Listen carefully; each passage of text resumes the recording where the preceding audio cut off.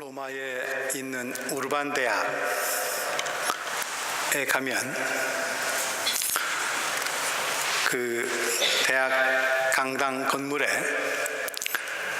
이런 글귀가 쓰여져 있다고 합니다.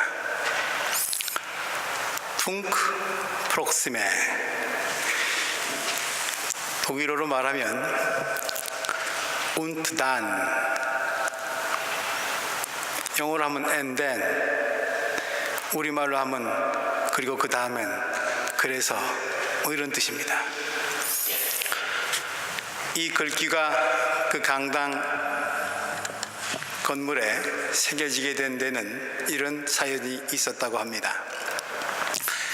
16세기경이었습니다. 그곳에서 법학을 공부하고 있던 한 학생이 이제 졸업반 4학년에 올라가야 하는데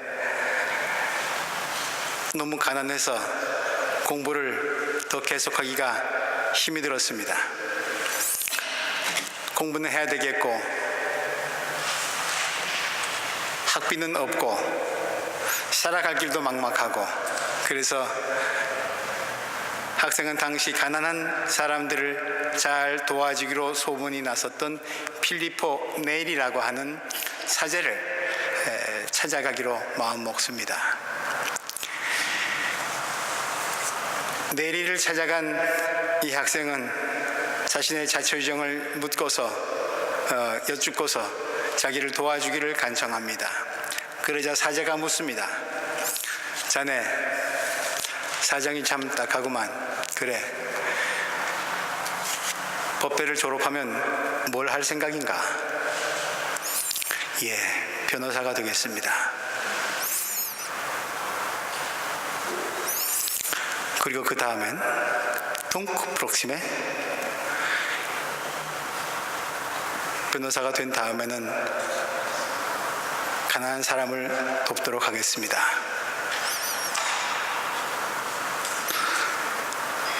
그리고 그 다음엔 퉁크 프록시메, 변호사가 되면 가난한 사람을 도울 뿐 아니라 수입도 꽤 생길 것입니다. 돈을 좀 많이 벌고 싶습니다. 그리고 그 다음엔 퉁크 프록시메, 그럼 아름다운 여성을 만나서 결혼을 하고 싶습니다. 그리고 그 다음엔 퉁크 프록시메, 가정을 차리고 아이를 낳고 행복하게 살아야죠. 멋진 생각이구만. 그리고 그 다음엔 퉁크 프록시메, 그리고 점점 늙어가겠죠. 그렇지. 퉁크 프록시메, 그리고 그 다음엔 늙다 보면 죽을 날이 오겠죠. 죽어야겠죠. 사제가 한마디 더 합니다. 그리고 그 다음엔 퉁크 프록시메, 법학을 공부하겠다고, 그래서 돈을 빌려보겠다고 온 학생은 마지막 사제의 물음에 대답이 막히고 맙니다. 죽은 다음엔 퉁크 프록시메, 당황해서 고개를 떨구고 있습니다. 그러면 이봐 학생, 머리가 좋으니까 자네 한 얘기 그대로 한번 이어볼까? 그럼 자네는 지금 죽기 위해서 공부하는 것 아닌가? 마지막 종착역이 죽음이고 그 다음에는 자네는 생각이 없는데, 법학을 공부하겠다는 학생이 죽음 이유도 한 번도 생각하지 아니하고 그리고 무조건 공부하겠다고 하는 건가? 나는 자네 같은 학생에게 돈을 빌려줄 수 없네. 단호하게 거절합니다. 퉁크 프록시메, 그 다음엔 전해져 내려오는 일화에 의하면 이 네리 사제의 와의 상담을 통해서 큰 자극을 받았던 이 학생, 법학을 공부하려던 마음을 바꿔서 신학을 공부하기로 했고 후에 교회의 큰 일꾼이 되었다고 전해져 옵니다. 법학을 무시하고 신학이 좋다, 이런 말씀 드리는 것 아닙니다. 다음을 생각할 줄 모르는 사람, 끝을 생각할 줄 모르는 사람, 우리에게 하나님께서 지혜를 주셨는데 그것은 다음뿐 아니라 마지막을 생각하라고 주신 것 아닌가? 동물과 식물과 우리가 짐승과 다른 점이 있다면 인간에게는 그것이 무엇보다 가장 큰 특징이요 지혜 아닌가, 그런 생각이 듭니다. 오늘은 교회력상으로 우리가 한 해의 마지막 주일을 보내고 있습니다. 교회력상으로는 오늘이 마지막 주일이고 이번 주가 마지막 주간입니다. 다음 주일이면 대림절 첫 주간이 되는데 교회력상으로는 새해가 밝아오는 것이죠. 이 마지막 주일을 다른 말로 독일 교회는 토텐 존탁, 에비가이스 존탁 이렇게 지킵니다. 지금 저 세례대 주위에 평소에는 보지 못하던 작은 촛불들이 이렇게 많이 놓여 있습니다. 토텐 존탁, 죽은 이들을 기억하면서 저들의 영혼을 위로하고 저들이 영원한 나라에서 복 있는 삶을 누리기를 기원하는, 내 곁을 먼저 떠나간, 먼저 인생의 삶의 끝을 본 사람들을 기억하는 주일입니다. 그리고 새해가 밝아옵니다. 독일 교회가 지키고 있는 교회력, 키르헨 칼렌다, 굉장히 깊은 의미가 있다고 생각을 합니다. 그저 크리스마스 분위기에 들뜨는 것이 아니라 새해 밝기 전에 죽음을 한번 생각하는 주일, 아니 에비카이스 존탁, 영원을 생각하도록 교회력이 제정을 해놨습니다. 대단히 큰 의미가 있는 칼렌다입니다. 지난 주일에 제가 스타티오, 잠시 멈추어 서서 생각하는 훈련을 그리스도인들은 날마다 해야 한다라는 말씀 드렸는데, 오늘 주일은 크게 멈추어 서는 날입니다. 한 해를 돌아보는 날입니다. 토트를 생각하고 죽음을 생각하고 에비카이트, 영혼을 생각하는 주일입니다. 그것 생각하기 위해서 잠시 멈추어 서는 주일입니다. 끝을 아는 지혜, 그 지혜를 하나님으로부터 얻고자 간구하고 그 지혜로 이제 허락하시는 또 새로운 시간을 살겠노라고 새로운 결단을 하는 주일입니다. 우린 뭘 향해서 지금 달려가고 있는지, 어느 법대생의 얘기처럼 죽음을 향해서 달려가고 있는지, 그리고 운단 퉁크 프록심에 그렇게 물어봤을 때 우리는 그 뒤에도, 죽음 뒤에도 대답할 무엇을 가지고 있는 채로 살아가고 있는지, 오늘 주님께서는 우리에게 결단하라 요구하고 계십니다. 그런 뜻에서 오늘 주님은 무화과 나무의 비유를 들려주십니다. 무화과, 팔레스틴 지방의 아주 대표적인 나무입니다. 이집트에서 탈출한 이스라엘 백성들이 약속의 땅 가나안에 이르러 그 땅을 탐지하고자 정탐꾼을 보냈는데, 그 정탐꾼들이 나무에 꿰가지고 온 과일들 가운데 포도도 있었고 석류도 있었고 무화과도 있었습니다. 그 과일들이 얼마나 탐스러운지, 정말 젖과 꿀이 흐르는 땅이구나, 이런 것을 확인할 수 있었던 그런 과일 중에 하나입니다. 식용으로도 약용으로도 쓰이고 있는 식물인데, 팔레스틴 지방 가보신 분들은 잘 아시겠습니다만 대부분의 나무들이 사시사철 푸른색을 띠고 있는데, 이 무화과 나무 낙엽수입니다. 그래서 계절의 변화에 따라서 잎을 떨구고 다시 잎을 틔우고 그런 일을 반복을 하지요. 가을이 되면 나뭇잎이 떨어집니다. 봄이 되면 가지가 연해지고 생기가 돌고 잎이 다시 나기 시작합니다. 오늘 주님께서 말씀하시죠? 무화과 나무에서 비유를 배워라. 그 가지가 연해지고 잎이 돋으면 너희는 여름이 가까이 온 줄을 안다. 여름을 알리는 사신입니다. 무화과 나무. 대한민국의 진달래가, 개나리가 봄을 알리는 사신이라면 팔레스틴 이스라엘 지방에는 무화과가 여름을 알리는 사신인 거죠. 그런데 이 무화과 참 특별한 식물인데, 무화과, 꽃이 없는 과일이죠. 그런데 사실 들여다보면 열매 속에 꽃이 숨겨져 있다고 합니다. 이 특별한 식물이 여름을 알리는 식물인데, 예수님께서는 오늘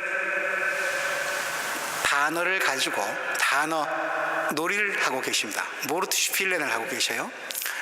히브리 말로 여름을 카이츠라고 합니다. 무화과 나무가 순이 돋으면 여름이 카이츠가 온 줄 알아라. 이 카이츠를 듣는 순간에 이스라엘 사람들은 비슷한 단어를 기억합니다. 끝, 종말. 이 단어가 어떻게 발음이 되냐면 캐츠라고 발음이 됩니다. 카이츠, 캐츠 비슷하죠? 무화과 나무의 비유를 들어서 끝날, 종말의 날을 이야기하시는 예수님의 언어 유희입니다. 여름이 온 줄 알아라. 동시에 여름이 온 줄 아는 사람들은 동시에 끝도, 삶의 마지막 날, 인생의 마지막 날, 혹은 세상과 역사의 마지막 날도 생각할 줄 알아야 한다. 이런 말씀으로 무화과 나무의 비유를 들려주고 계십니다. 모든 것에, 세상에 존재하는 모든 것에 끝이 있음을, 그래서 끝을 생각하며 살라는 교훈을 주시기 위해서 주님 무화과 나무 비유뿐 아니라 더 강력한 교훈을 마가복음 13장 첫머리에서 들어주고 계십니다. 예루살렘 성전을 보고 하신 말씀입니다. 대단히 화려한 성전입니다. 외형도 내부 장식도 대단히 화려하고 장엄하기가 이루 말할 수가 없습니다. 제자들이 놀라서 환호성을 올립니다. 이렇게 얘기합니다. 선생님 보십시오. 얼마나 굉장한 돌입니까? 얼마나 굉장한 건물들입니까? 거룩한 예루살렘 성전을 보고 하는 제자들의 외침이죠. 그런데 예수께서 그 놀라운 건물을 보시면서 냉소적으로 말씀하십니다. 너는 이 큰 건물들을 보고 있느냐? 여기에 돌 하나도 돌 위에 남지 않고 다 무너질 것이다. 성전이 무너진다. 하나님의 집이 무너질 것이다. 그것도 하나님의 아들이라는 메시아라는 분이 이런 발언을 해요. 이거 굉장히 위험한 발언입니다. 성전을 무너뜨리고 사흘 만에 짓겠다던 사람아, 십자가상에 달리셨을 때도 끝까지 조롱거리로 남았던 그런 빌미를 제공한 그런 발언이셨습니다. 신성 모독죄로 걸리기 딱 적합한 그런 발언을 서슴지 않고 하시면서도, 그런 위험을 감수하시면서도 주님이 주시고자 하는 메시지가 있습니다. 무너져버리고 말, 언젠가는 끝이 도달하면 없어지고 말, 그런 돌로 지을 집 말고 부서지지 않고 영원히 남을 집을 져라. 그런 말씀으로 들려옵니다. 하나님의 집, 돌로 지은 하나님의 전을 비롯해서 세상 모든 것에는 마지막이 있음을, 끝이 있음을, 엔딩이 있음을, 개인이든 사회이든 공동체이든 국가이든 우리가 보고 느끼고 경험하는 이 세상 자체에, 그리고 역사에, 우리가 아파하고 괴로워하고 힘들어하는 역사 자체에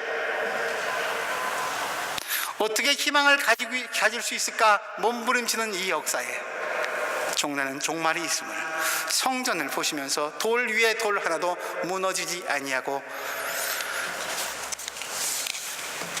다 폐허가 될 것이다 말씀하십니다. 오늘 기도하신 집사님께서 기도 내용 중에 굉장히 예언자적인 기도 내용을 담아 주셨습니다. 오늘 우리를 돌아보는 자리였습니다. 조국에서 멀리 떠난 우리들, 그래서 조국의 이 일에는 크게 직접적인 책임과 권리가 없는 그런 자리, 여전히 이방인으로 살아가기 때문에 이곳 낯선 땅 독일의 일에도 역시 그러한 자리, 우리는 중립지대에 살고 있는 것일까요? 영세 중립국인 스위스라는 나라에 가보았습니다.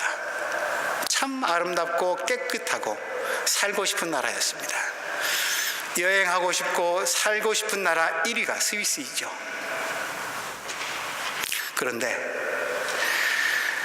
스위스 가장 검은 거래가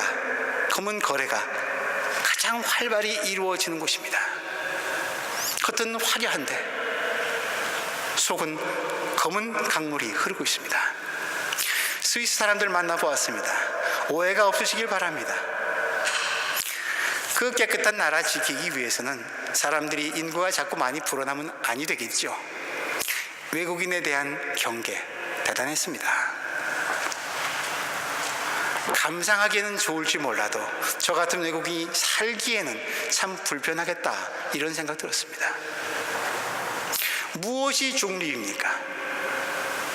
이념적으로 적당히 이것도 좋고 저것도 좋고 다 받아들이면서, 그러다 보니까 그 내부에는, 뒤에는 이상한 흐름이 있고 또 깨끗함을 유지하려고 하다 보니까 타인을 배척하는 것. 역사의 마지막 날은 어떻게 될까요?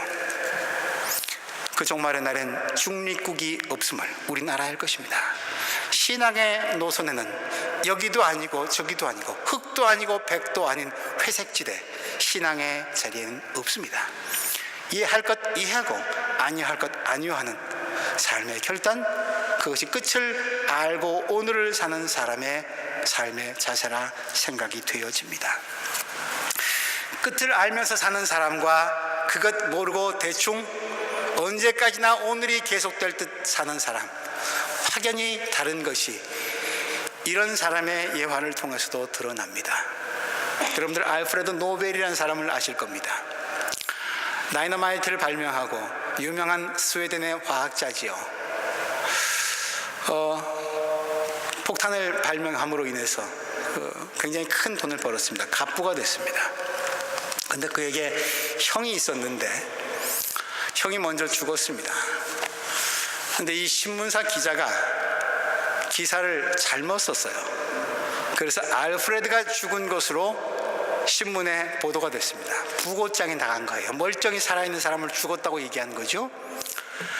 죽었다고 나가면서 신문 부고장과 더불어 알프레드 노벨, 그래도 꽤 유명했던 사람이니까 그에 대한 평이 달립니다. 알프레드 노벨 참 나름대로 의미 있는 일도 많이 했다고 생각을 했는데 다이너마이트를 발명해가지고 산업 현장에 큰 도움을 주기도 하고요. 참 공헌을 많이 한 화학자였죠. 그런데 그의 인생을 요약한 한마디, 알프레드 노벨 사망, 대량 학살을 가능하게 한 자. 다이너마이트를 두고 한 얘기였습니다. 이렇게도 쓸 수 있고 저렇게도 쓰여질 수 있는데 저렇게 많이 쓰여졌던 거지요. 폭탄 하나로 수십 명을 죽일 수 있는, 수백 명을 죽일 수 있는 그런 무서운 파괴력을 지닌 폭탄을 만든 자, 세상이 그를 그렇게 기억하고 보냈습니다. 그러나 아직 죽지 않은 노벨, 그 신문 기사를 보고 자기가 죽었다고 하는 엉뚱한 부고에도 놀랐지만 자기의 인생을 그렇게 요약하고 자기를 기억해주는 세상에 두 번 놀랐습니다. 그래서 이렇게 살아서는 안 되겠구나. 그래서 그 후에 자기가 번 모든 돈, 인류의 평화와 안녕을 위해서 크게 기여한 사람에게 주도록 했으면 좋겠다. 노벨상을 만듭니다. 지금의 노벨 재단은 그렇게 해서 설립되었습니다. 노벨 같은 경우는 좀 특별한 경우이죠. 자기의 미래를, 끝을 먼저 봤습니다. 죽음을 먼저 봤습니다. 살아서 먼저 본 거죠. 그리고 끝을 깨닫고 오늘을 변화시킵니다. 지금을 변화시킵니다. 여기를 변화시킵니다. 노벨 같은 기회를 얻을 수 있는 사람들은 많이 없을 것입니다. 그러나 한번 가정해 보십시오. 우리 모두가 다 내일 아침에 부고장이 나왔고 내 인생을 어떻게 요약할까? 끝이라는 지혜의 첫 단추를 꿰을 수 있는 방법 중에 하나라 생각을 합니다.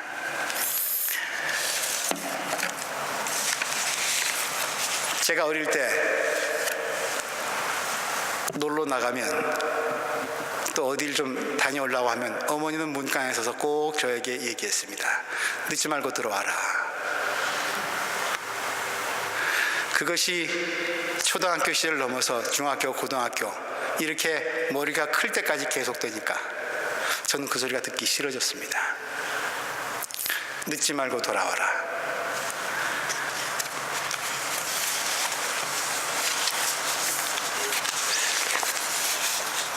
산을 여행하는 사람들은 산을 타는 사람들은 해지기 전에 자기 야영할 곳을 찾든지 해야 합니다. 어둠이 내리면 길을 못 찾죠. 어둡기 전에, 늦기 전에 돌아와라. 오늘 우리 찬양했습니다. 어둠 밤 휴대리니 해가 떠 있는 낮 동안에 열심히 땀 흘려 일하라고.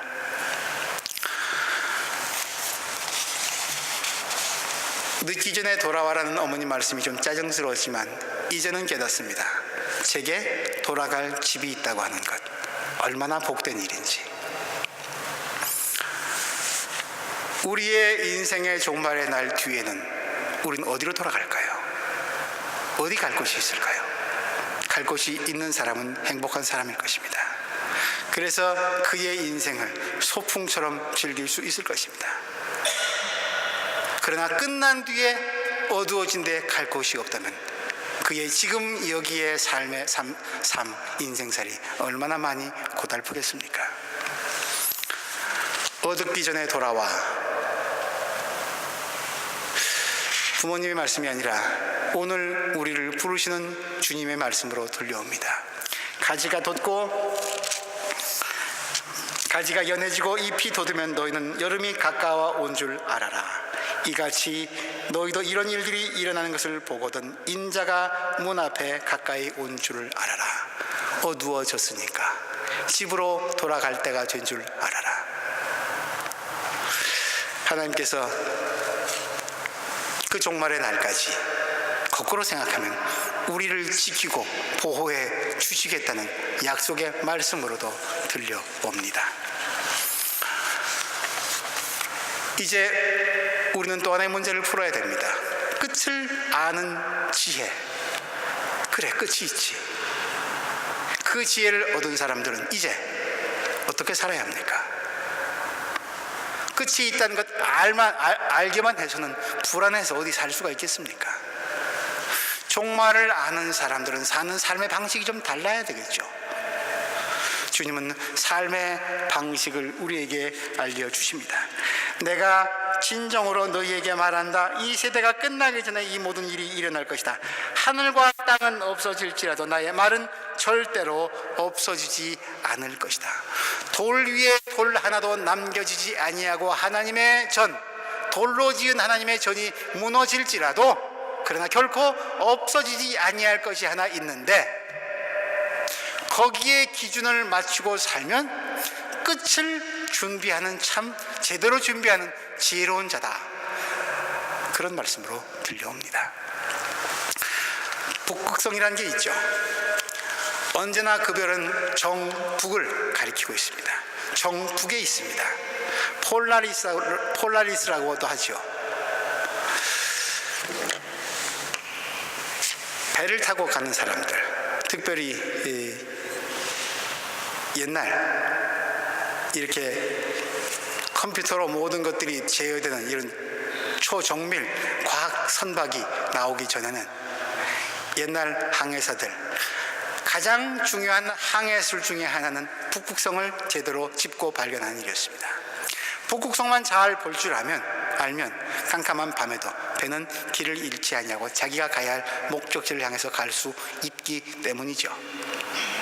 북극성, 항해사에게 어두운 밤길을 항해하는 배에게 북극성 같은 존재가 있다면 그는 마지막 항구까지 항구까지, 인생의 종착역까지 평안하고 안전한 항해를 할 수 있을 것입니다. 오늘 주님은 말씀하십니다. 하늘과 땅은 없어질지라도 나의 말은 절대로 없어지지 아니할 것이다. 사람은 자기가 그 중심에 무엇을 품고 있느냐에 따라서 사는 모습이 달라집니다. 또 마찬가지로 어디에 목표점을 두고 있느냐에 따라서 그의 발걸음, 걸음걸이도 달라집니다. 우리가 좋아하는 예수님, 우리가 주님이라고 그리스도라고 섬기고 있는 예수님, 그분은 당신의 삶의 중심 자리에 아버지 하나님을 모셨습니다. 그리고 아버지 하나님의 말씀이 그분의 걸음을 갈릴리에서 예루살렘으로, 그리고 예루살렘에서 온 땅끝까지 퍼져 나가도록 하셨습니다. 하늘과 땅은 사라질지라도 하나님의 말씀은 결코 사라지지 않을 것이다. 변치 않는 것, 영원한 것, 흔들리지 않는 폴라리스, 심지어 폴라리스도 마지막 날이 되면 빛을 잃을 터인데 그날까지 영원히 변치 않는 정북, 정남, 정방향을 가리키는 것 하나님의 말씀밖에 없다. 주님의 말씀입니다. 저는 목회자로서 혹은 신학 공부를 하면서 제가 커왔던 시절이 우리나라의 70년대, 80년대 제 푸른 젊음의 시절이 그 시절이었기 때문에 참 고민을 많이 했습니다. 그리고 신학을 공부하면서도 세상을 위해서 세상을 도외시하지 않는 신학이 되어야 될 텐데, 그렇다고 세상에 휩쓸려서는 안 될 터인데, 신학자가 되든 목회자가 되든 세상의 문제에 깊은 관심을 가지고 거기에 뛰어들면서도 세상에 파묻히지 않는 신학, 목회, 잠겨 있으면서도 벗어날 줄 아는, 그래서 잠겨 있는 물이, 고여 있는 물이 썩어가지 아니하도록 방향을 잡아 끌어주는 신학자, 목회자, 그런 학문 좀 하고 싶다. 그래서 때로는 세상 일에 아주 많이 뛰어들어가 보기도 했습니다. 그리고 실망을 많이 느끼고 거기서 일탈, 이탈, 벗어나 버리고도 했습니다. 저도 역시 세상과 하나님의 말씀을 이원화시키고 있었던 거죠. 나 혼자 중립시대였습니다. 나 혼자 골라 먹었던 것이죠. 그러나 이제 주님의 말씀을 듣고 깨닫습니다. 세상은 없어질지라도 주님의 말씀은, 하나님의 말씀은 영원토록 서 있다. 세상이 어떻게 되든 하나님의 말씀은 그 가운데 서 있다는 얘기 아니겠습니까? 말하자면 오늘도 보이지 않는 곳에서, 오늘도 세상의 저 기반을, 그리고 역사의 미래를 부지런히 바르게 갈 수 있도록 움직이고 있는 힘, 그분이 하나님이시고 그 힘이 말씀의 힘에서 비롯되어진다, 그런 뜻으로 해석하면 어떨까 싶습니다. 말하자면 세상 속에 담겨 있으면서도 세상을 이끌 힘, 포함하지만 벗어날 수 있고, 그러나 밖에 있지만 여전히 안을 끌어담는, 마치 메비우스의 띠와 같은 그 능력, 하나님의 말씀이 있다. 마지막 날까지 주님의 말씀은, 하나님은 세상을 결코 포기하지 아니하실 것이다. 그분의 뜻을 따르려면 지금 여기 세상에 발 담그면서 하나님의 말씀에 충실하라. 말씀의 정신에 너의 정신을 대입시켜라. 오늘 시편 기자는 그렇게 고백합니다. 시편 119편, 시편 가운데 가장 긴 시편이기도 합니다만, 하나님의 말씀이 얼마나 이 시인을 사로잡고 있는지, 그의 인생에 말씀이 어떤 역할을 하고 있는지를 176개나 되는 그런 긴 절을 통해서 고백하고 있습니다. 그 중에 몸통 부분입니다만 다 해석하기 시간이 제약이 되니까 92절 첫 절 한번 보겠습니다. 주님의 말씀은 영원히 살아있으며 하늘에 굳건히 자리 잡고 있습니다. 오늘 주님이 주신 말씀과 같은 말씀이죠. 영원히 흔들리지 아니할 것이다. 이 영원히 흔들리지 않는 말씀 때문에 이 시인은 이렇게 살아왔습니다. 주님의 법을 내 기쁨으로 삼았기 때문에 92절입니다. 나는 고난을 이길 수 있었습니다. 주님의 말씀을 내 기쁨으로 삼지 아니했다면 나는 내 고난을 이길 수 없었을 것입니다. 그 얘기죠. 내가 고난을 이겨낼 수 있었던 힘, 그 고난을 이겨냈는데 이 승리의 비결은 하나님의 말씀에 있었다고. 깜깜한 오리무중에서 북쪽을 남쪽을 동과 서를 분간할 수 있었던, 어떤 것이 평화의 길이고 비폭력의 길인지, 어떤 것이 정의의 길이고 마침내 정의가 평화가 승리할 수 있는 삶을 여기서 살아낼 수 있는지, 그 비결을 말씀에서 배웠다는 얘기죠. 마지막 절 96절, 아무리 완전한 것이라도 모두 한계가 있다는 것을 알았습니다. 그러나 주님의 계명은 완전합니다. 가장 넓게 대륙을 점령했던 알렉산더도 그가 온 땅을 점령하고 돌아올 때 페르시아 왕 고레스의 무덤에서 이렇게 적힌 글귀를 보았다고 합니다. 그대여, 내가 점령했던 땅을 이제 다시 점령한 그대여, 미안하네만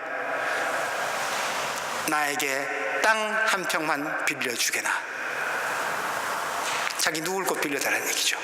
알렉산더는 고레스 왕의 그 묘비명을 보고 크게 깨달았다 합니다. 자기가 최대의 강국을 설립했을지라도 세대는 가고 오는 것, 자기도 끝이 있음을 알고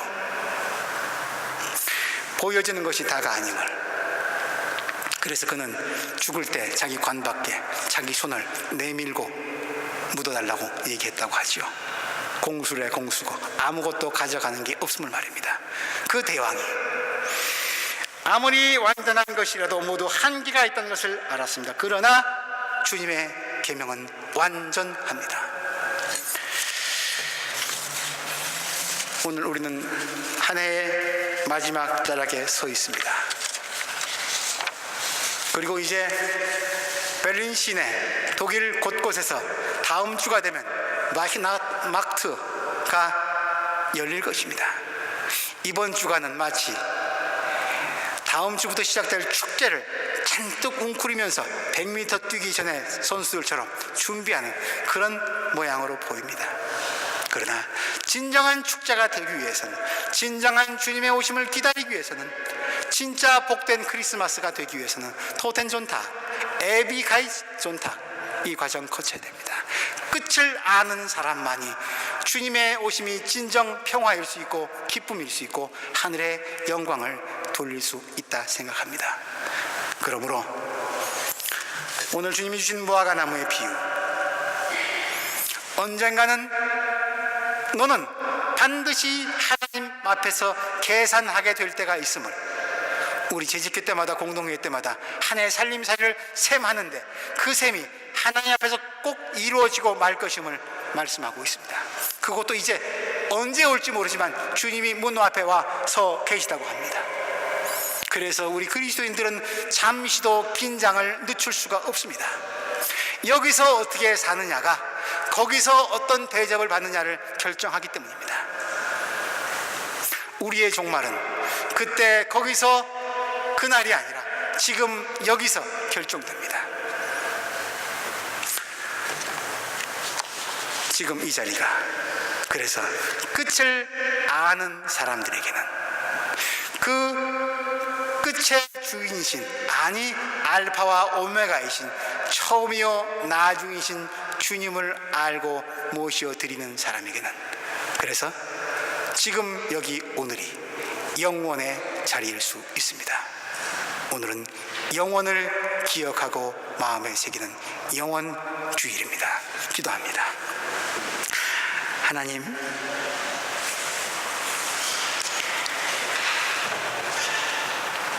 우리 참 바쁘게 살지만 돌아보면 무엇을 향해 어디를 향해 달려가고 있는지도 스스로 모를 정도로 어리석은 사람들입니다.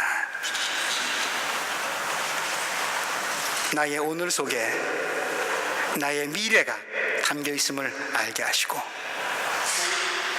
끝을 아는 지혜를 허락하여 주셔서 헛된 것에 욕심 부리지 아니하고 영원한 것, 흔들리지 않는 것에 우리 삶의 중심을 잡아가는 참 생명의 사람 되게 하여 주옵소서. 예수님 이름으로 기도합니다.